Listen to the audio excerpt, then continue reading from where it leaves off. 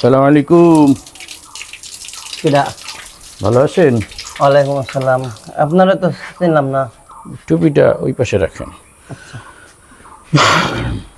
আপনার ঠিকানা কোথায়? এই তো পথিক মানুষ, পথে পথে ঘুরি, দিন আনি দিন খাই। আপনি কি এই মসজিদের ইমাম সাহেব না? জি। এই একটা কথা বলবো, কিছু মনে করেন না। জি বলেন। আমি খুবই অসহায় একজন মানুষ। আমার সামনে আমার মাইয়ের বিবাহ, আমি দিন আনি দিন খাই, বিবাহের খরচা দিয়ে চালাবো, অবশ্যই একটা টাকা।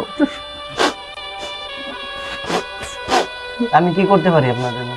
আপনি যদি কিছু সাহায্য করতেন, আমার মাইয়ের বিয়েটা সুন্দরভাবে দিতে পারতাম। সাহায্যের জন্য আসছেন? এরকম কি আজকে সারাদিন ভরে এরকম সাহায্য? বহুত মানুষের কাছে পাই, হাত পাচ্ছি, কেউ ঠিক মতো দেয় না। ফৈরির মতো 5টা 10টা দেব দিকে আর বিয়ে দিয়ে যায়। ভালো একটা কথা বলছেন। আর যেহেতু বিবাহ বিশাল বড় একটা কাজ, আর 2-1 টাকা গোছায় আপনি কি করবেন? আর আমার কাছে আসছেন, আমার মতন মানুষের কাছে আরো যাবেন, হয়তো বা সর্বোচ্চ 100-200 টাকা 500 টাকা দিলাম, এটা তো আপনার আবিল ছাড়বে না। আপনাকে আমি একজনের সন্ধান দিতে পারি, তার কাছে আপনি যান। তার কাছে গিয়ে আপনার এই সমস্যার কথা খুলে বলেন। সে আমি আশাবাদী সে আপনাকে ফুলটাই সহযোগিতা করতে পারে। ফুল সে হচ্ছে আমাদের এলাকার জাস্টিন অফ জয়নুল চৌধুরী। জয়নুল চৌধুরী নাম শুনছি, দেহি নেই। ওই যে আছে এলাকায় আছে।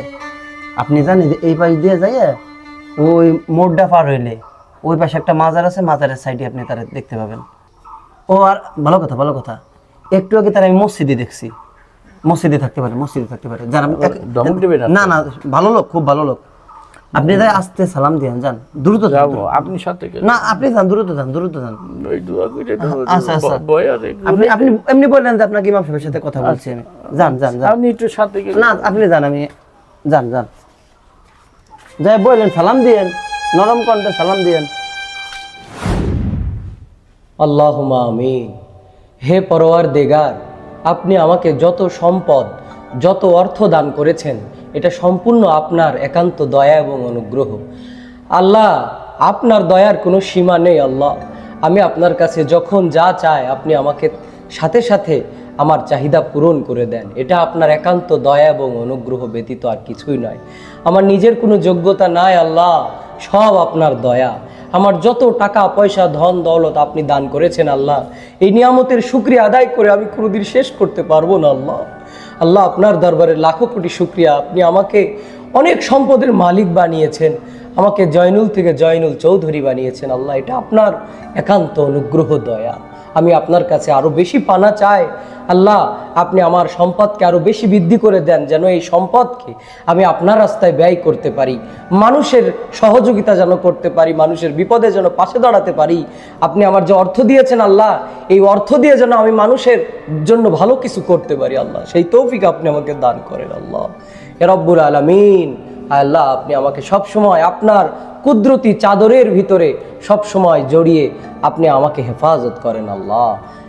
রব্বানা যালামনা আনফুসানা ওয়া ইল্লাম তাগফির লানা ওয়া তারহামনা লানাকুনান্না মিনাল খাসিরিন বিরহমাতিকা ইয়া আরহামার রাহিমিন।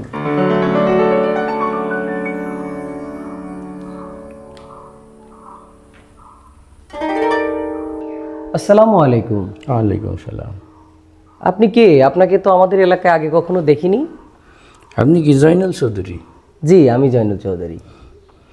আমি পথিক মানুষ, আসছিলাম একটা সাহায্যের জন্য। তা আমার সাহায্যদাতা পাই গেছি। তাই কি সাহায্য লাগবে বলেন, সমস্যা নাই।